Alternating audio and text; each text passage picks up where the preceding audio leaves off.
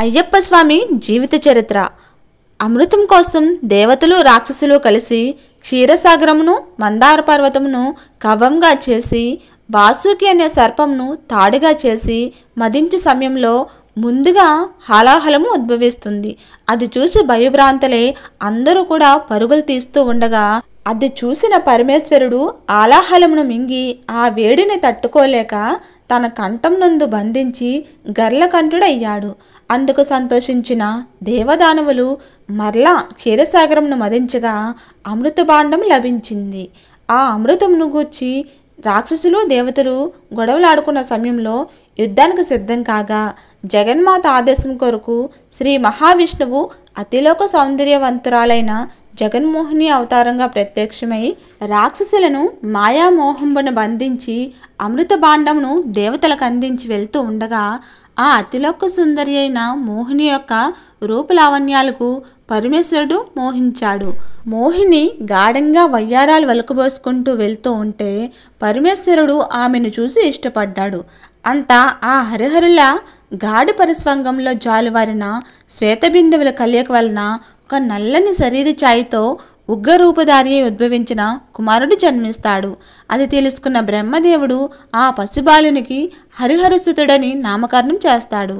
తల్లి అయిన మోహిని అంటే శ్రీహరి తన కంఠముందున్న మణిహారమును తీసి బాలుని మెడలో వేసి మణికంఠుడని, తండ్రి అయిన పరమేశ్వరుడు సకల భూతాలపైన ఆధిపత్యంను ప్రసాదించి భూతనాథుడని పిలిచారు. శివకేశవుల తత్వంను ఉద్భవించిన హరిహరసుతుడు సర్వధర్మములను శాసించుచు ధర్మశాస్త్రగా ఖ్యాతి చెందాడు. అలా ఉండగా మహిషాసురుని ఆకృత్యాలను భరించలేని దేవతలు జగన్మాతను శరణు వేడుకున్నారు. ఆ తల్లి ఆశీర్వాదంతో శ్రీ లక్ష్మి, సరస్వతి, పార్వతీ దేవతల నుండి ఉద్భవించిన శక్తి స్వరూపిణి అయిన దుర్గాదేవి మహిషాసురుడనే రాక్షసుడిని సంహరిస్తుంది. తన సోదరుని యొక్క మరణవార్త విని భరించలేని మహిషి ప్రతీకారం తీర్చుకొనుటకై ముల్లోకాలను అల్లకల్లోలం చేయుటకు నిర్ణయించుకొని తనకు మరణం లేని వరం పొందటానికి బ్రహ్మదేవుడి గురించి ఘోరమైన తపస్సు చేస్తుంది.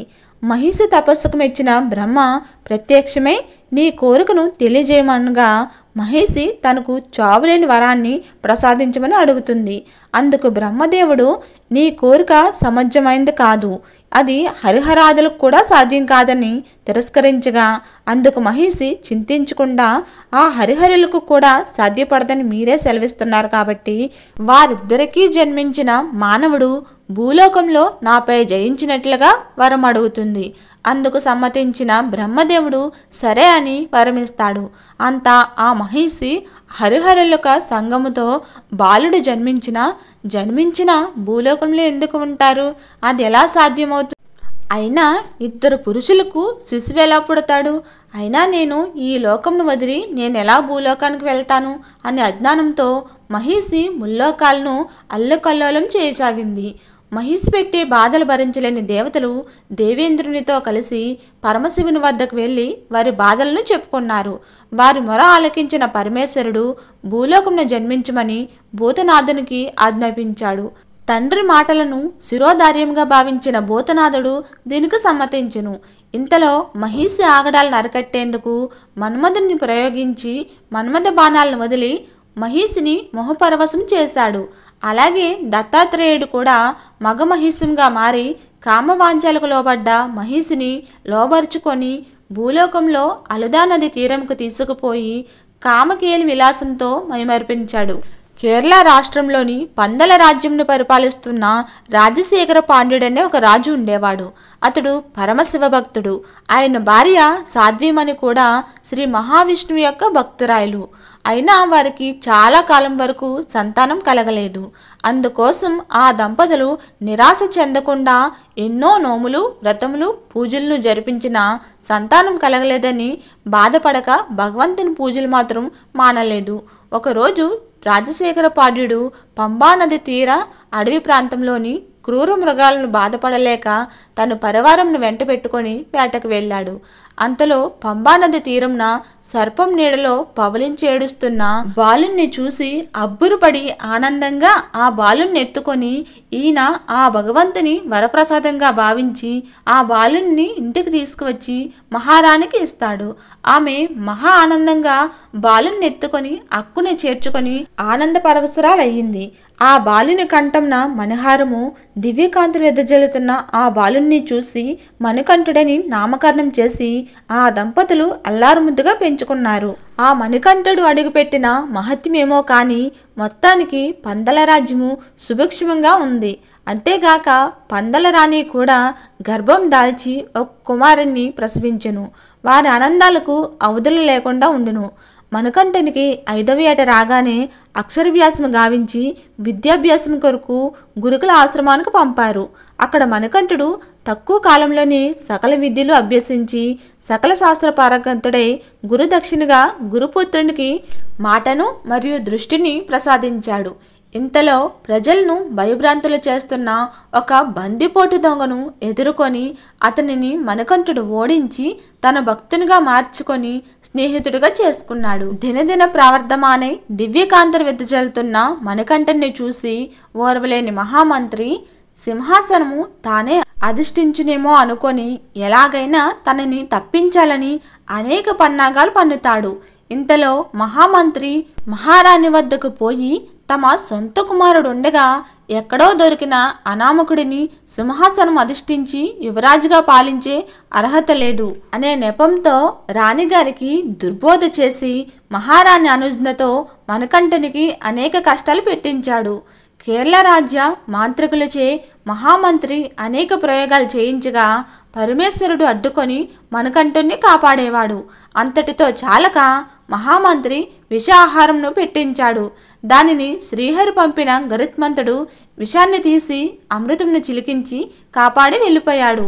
మణికంఠుణ్ణి వదిలించుకోవటానికి ఏ కుతంత్రంలో ఫలించటలేదని నిరాశ నిస్పృహలకు లోనే చివరి ప్రయత్నంగా మహారాణికి శిరోవేదన మొదలైందని నాటకమాడి పరీక్షించుటకు వచ్చిన రాజవైద్యులను కూడా మహామంత్రి మాటలు విని అప్పుడే ప్రసవించిన పులిపాలు తెచ్చిన వ్యాధి నయమవుతుందని వాళ్ళ చేత చెప్పించారు.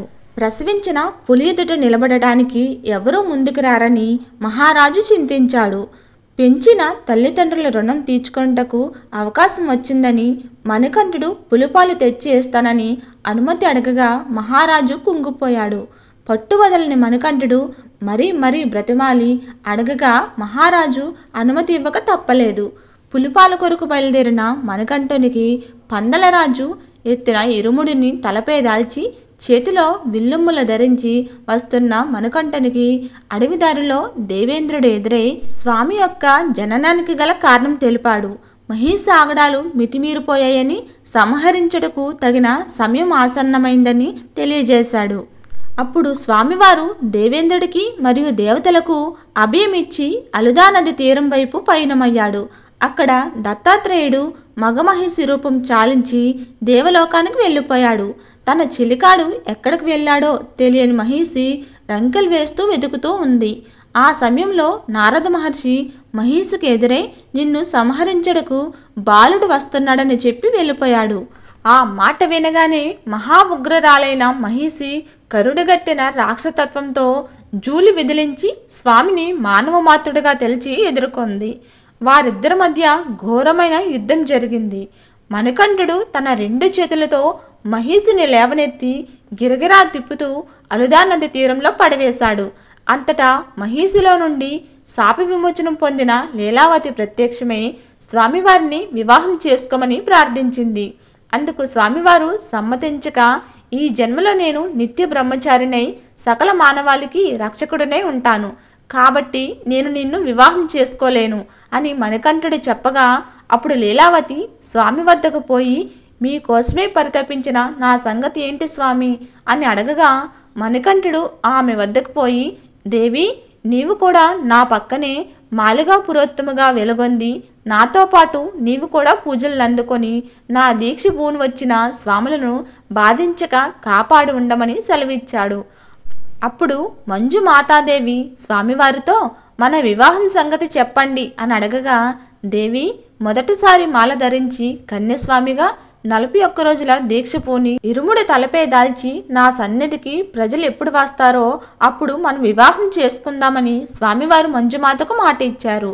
మహిషి సంహారం జరిగినందుకు ఆనందంతో దేవతలుండగా దేవేంద్రుడు స్వామివారి వద్దకు వెళ్ళి, స్వామి మీరు మీ తల్లిగారికి కావలసిన పులిపాల కొరకు వచ్చిన సంగతి మర్చిపోయారు అని గుర్తు చేసి ఇంద్రుడే పులిగా మారి స్వామివారిని తనపై కూర్చుండబెట్టుకొని దేవతలందరూ కూడా పులిపిల్లలుగా మారి వెంటరాగా స్వామివారు పందల రాజ్యం చేరుతారు.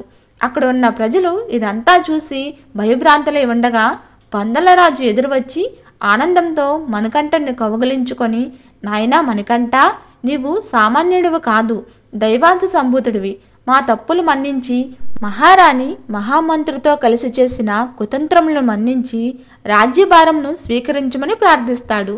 మణికంఠుడు దానికి అంగీకరించకుండా, ఇది నాకు అవసరం లేదు, ఆ రాజ్యభారము తమ్ముడు అయిన రాజరాజ నుండికి ఇవ్వండి, నా అవతారము పరిసమాప్తి అవుతుంది, మీ అనుమతి కోసం మాత్రమే వచ్చాను అని చెప్పగా మహారాజు మహారాణి మరియు ప్రజలంతా కూడా శోక సముద్రంలో మునిగిపోయారు. అంతటా పందలరాజు, అయ్యా నీ పట్టాభిషేకం కోసం చేసిన ఆభరణంలైనా స్వీకరించమని అడగగా మహారాణి, అప్పా మా తప్పులు మన్నించి మా వద్దనే ఉండమని అర్థించగా వారి ఆవేదనను గమనించిన మణికంఠుడు వారి అభిష్టం మన్నించి, తల్లిదండ్రులైన మీరు చాలా చక్కగా నన్ను ఆదరించి అయ్యా అప్ప అని పిలిచి కన్న కొడుకుగా చూసుకున్నందుకు అయ్యప్పగా అందరితో పిలుచుకుంటూ నేను ఒక బాణం సంధిస్తాను, అది ఏ స్థలంలో లభిస్తుందో ఆ చోట నా కొరకు ఆలయంను నిర్మించండి.